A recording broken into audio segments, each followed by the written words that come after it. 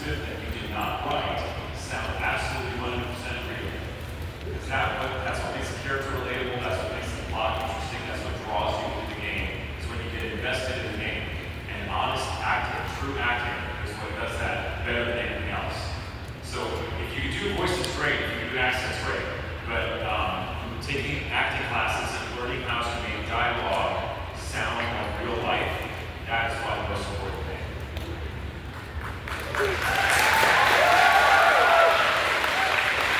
I would piggyback just some life lesson to that too, because I agree everything begins with acting. You should always be trained, you can always get better, right?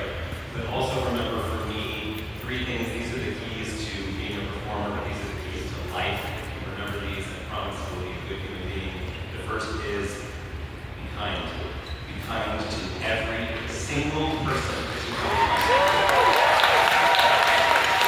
I promise you, people will remember your kind. It will open a lot of doors, and the doors will close forever if you aren't. Be kind. It matters more than anything.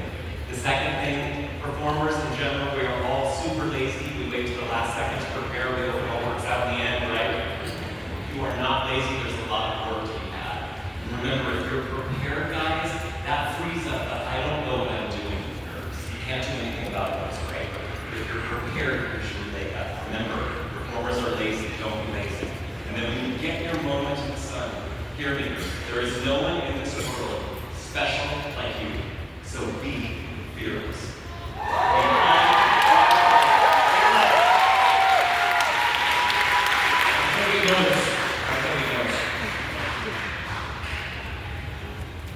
I just had one last thing to that. Remember that if you're going to be a voice actor, your voice, I joke and I say, have a voice. It's good, but it's your instrument. So make sure when you're doing that, take care of it and learn how to use it. Because a lot of us over here, if you take good care of it, it will last you your life. If you don't, you'll blow it out in a session.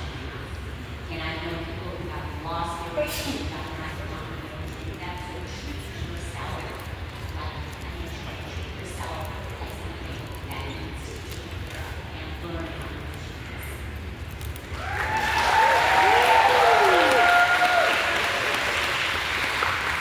Learn how to read ad hoc. If you can make a toaster commercial interesting, you can make anything interesting. Read ads, read magazine ads, magazines with this. Read ads out loud. Because again, finding those little ways in a very short amount of time, like getting something out that makes it a little more interesting than maybe it was just sitting there. That's a useful thing and then expand how to do bigger characters and longer scenes. And I think it's really useful.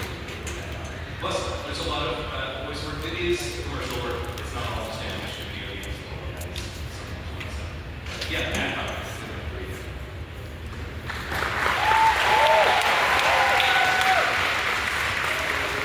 I'll speak from my experience with film and TV was take as many classes as I could, and there was auditioning like early on before I had an agent or anything. It was going online on like submitting for short films, student films, local theater, doing YouTube videos with friends.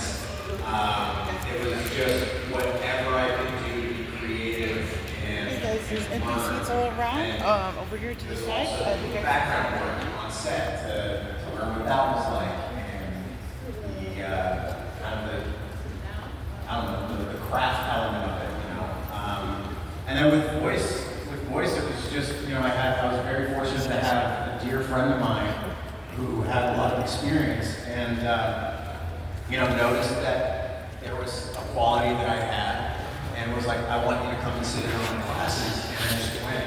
Every opportunity I had, I sat in and put me on the microphone and worked with me and taught me what that was like is very different.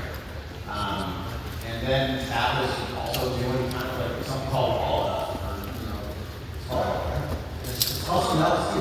Where's it called something else? Loop. Oh yeah, Loop. Thank you. I am a master of craft.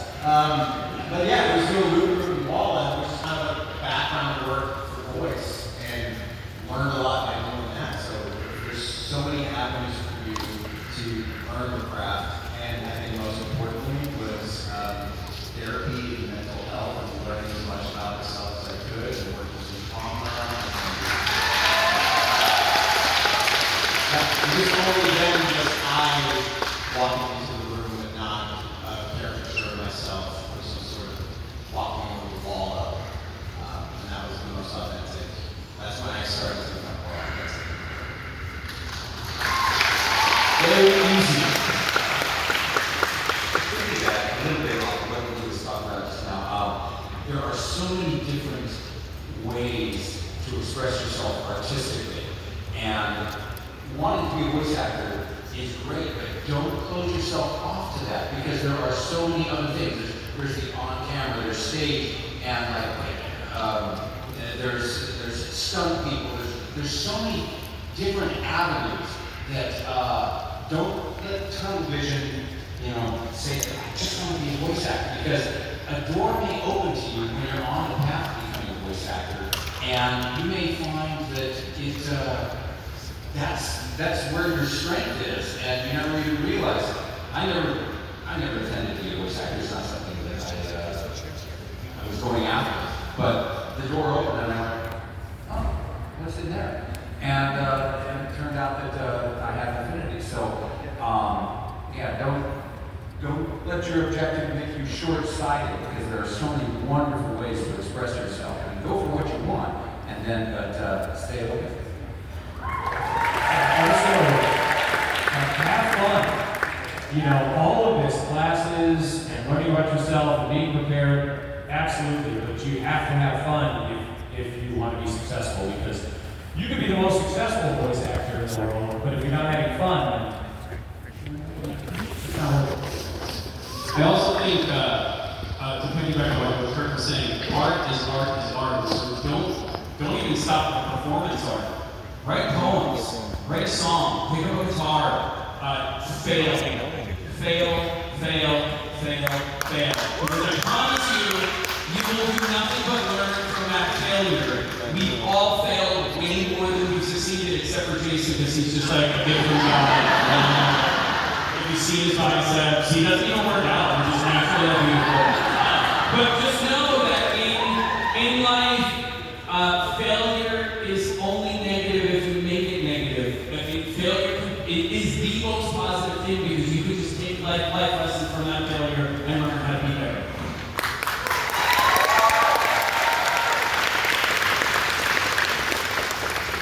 And I was a good failure, so I just spent a long time in my room practicing my voices and making weird sounds and beatboxing. All that stuff. Learning how to do that, and then I became friends with Ryan Drummond, and the rest is history. All right, can you guys hear me on stage better now? Yeah, it wasn't you as much as we couldn't hear that. Oh, there you are. I couldn't even see you. Well, you can see me now. Because you were shining right on the light. Oh, okay, perfect. Thank you so much. So we're all baby. All right, here we go. What's your favorite Sonic meme? Well, obviously, I wish you could have heard Jason's groan right now.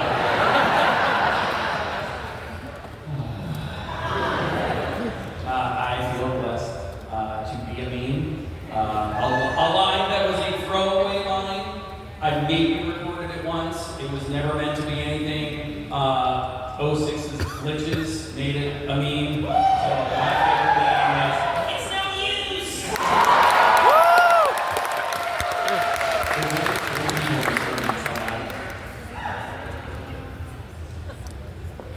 I'll say the agents don't use back.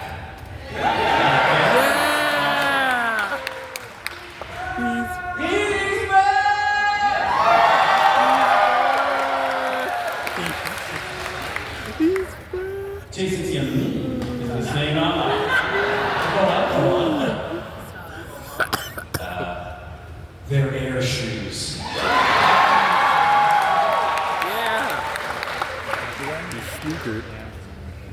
Time for a double sandwich.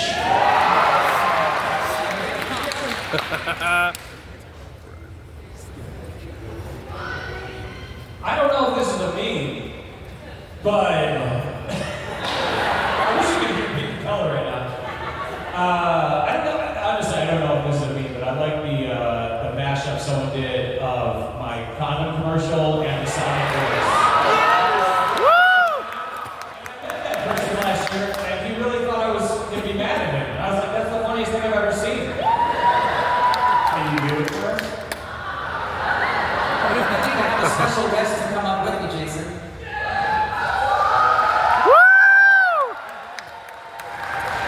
I'm so mad at you! Fine.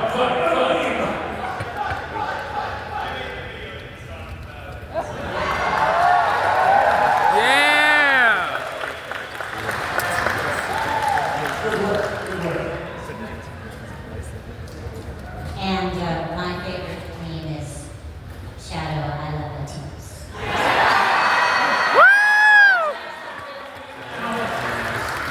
Latinos. I just All right, I think that's it for the memes, yeah? I just love Latinos. Here we go.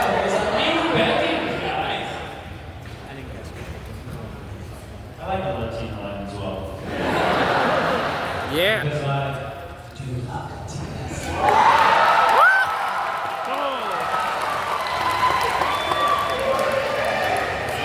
Can we actually go down the line from each of the shadows?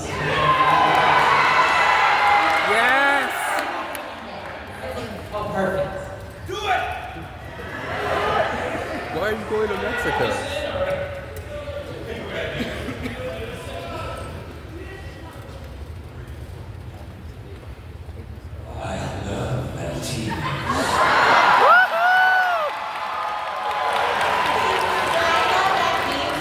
Sometimes on the side of the box, I write, I am Latino.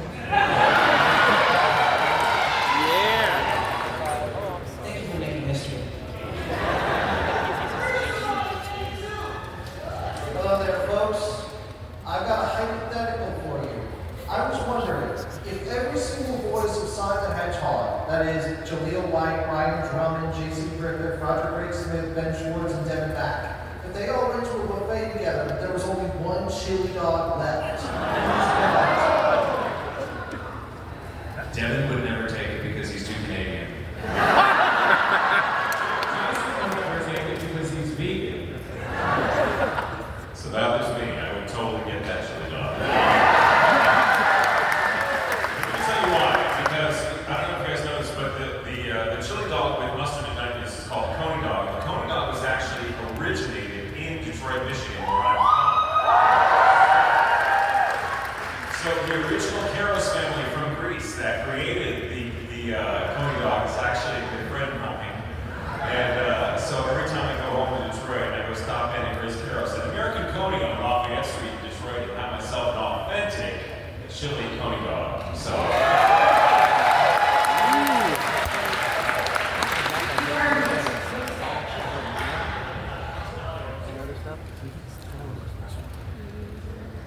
Hey guys, so my question is, after all the years you've worked in the Sonic franchise, and for some of you very recently, what has been your favorite Sonic memory? This right now. Yeah.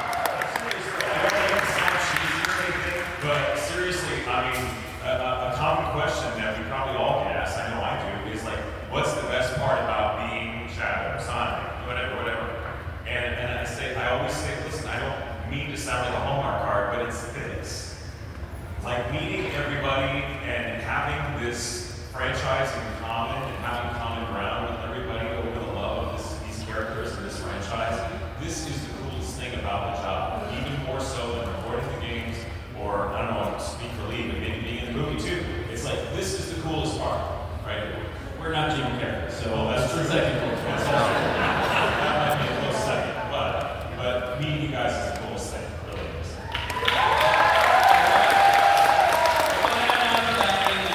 For me, this is the coolest part too. Like, these people have all become family, not just friends, not just people I performed with. We didn't even see each other in the booth. We never saw each other. I wasn't engaged with 3/4 of this table. And we've all become so close. I really feel like it's just like a lovely family reunion every time we get to hang out.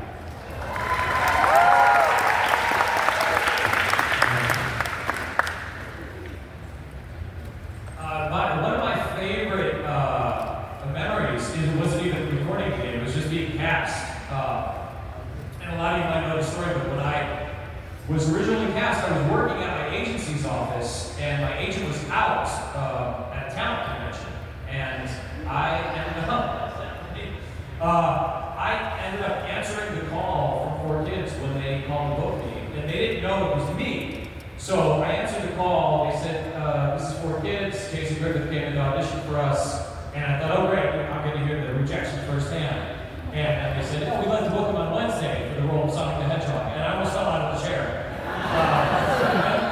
And I said, "I'll let him know." And then I couldn't get my agent who called in to check in later that day to believe me that I got cast. It took 4 phone calls for him to believe me. So that's always been like a core memory for me, being Sonic.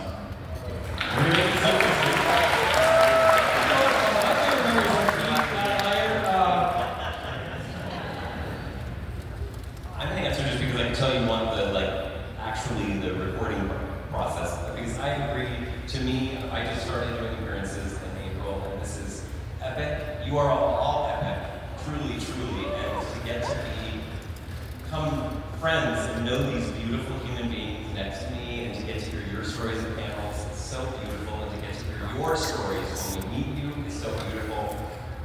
I will tell you, everybody always asks this question of us: did you know that this was going to be this big? Their answer, I'm going to answer for you, is no. My answer is yes.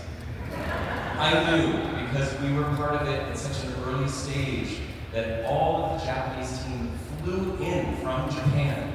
They were all in the studio with us. We had to wait 48 hours, true story, for them to get through jet lag so they weren't cranky, true story. Yeah, and then they were all there, and we had a translator, and we had a director.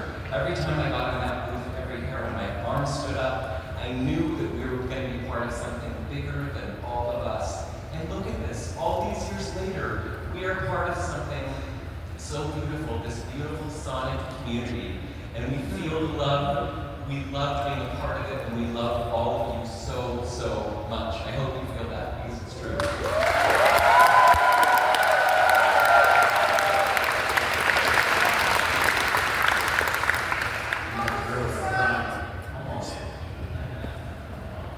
Just someone say, "I love you, Usopp." Of course. I'll tell you mine, especially meeting everybody, sitting over here and still seeing everybody and being friends so many years later is also amazing. I do have 2 things though that will always stick with me for recording Sonic the Hedgehog. It's not anything you think, it has nothing to do with the show except for one. One is when we did Sonic the Black Knight, having the team from Japan in, the executives, and there was a scene and he wanted to tell me something that Amy Rose was doing. And I've told this story before, so some of you may know it. And you've seen him in his suit sit down on the ground, on his knees, and start acting out the whole entire scene. Because apparently Amy was very short, and that was the way to do it. That was hilarious. And the other is just a bizarre random thing, because I will always say, I think the secret to Jason Griffith's thing is that he's the most hydrated person I have ever worked with. Every day we would be booked back to back. And he would always bring like a gallon jug of water. And so I would be like coming in, walking across over to get into the kid's studio, and I would see him come in, and I'm like, oh, he's got his water.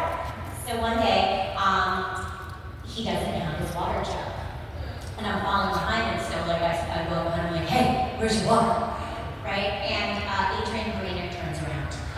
And I don't know if you guys know from Entourage, and he looks at me like I just have like 5 heads, and I'm like, oh, you're not Jason Griffith.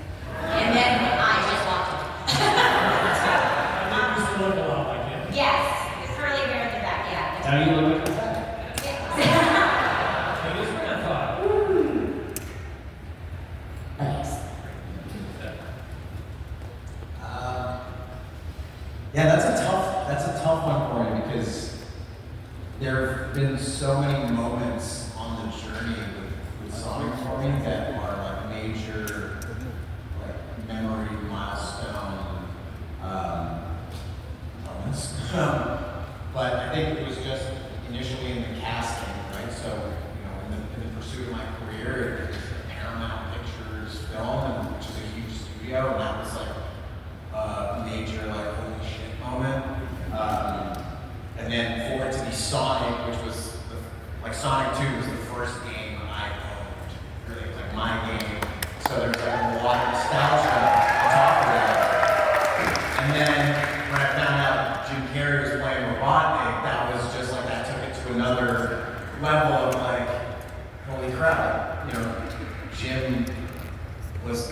hero of mine growing up and really was a big part of why I wanted to become an actor and how I found my voice. I was very, hyperactive, ADHD, goofy, got picked on a lot, and doing impersonations of Jim Carrey kind of like dissipated that a little bit in school.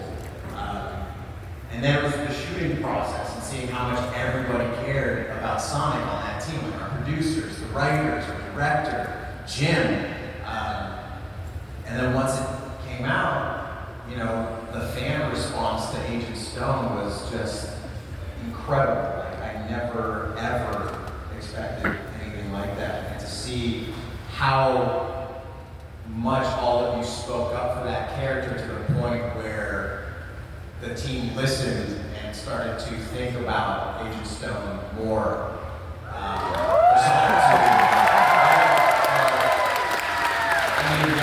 It's incredible. Like it's so cool to just feel so supported and talk with all of you to see how much you feel supported and how much we all feel supported by you. It's a major give and take.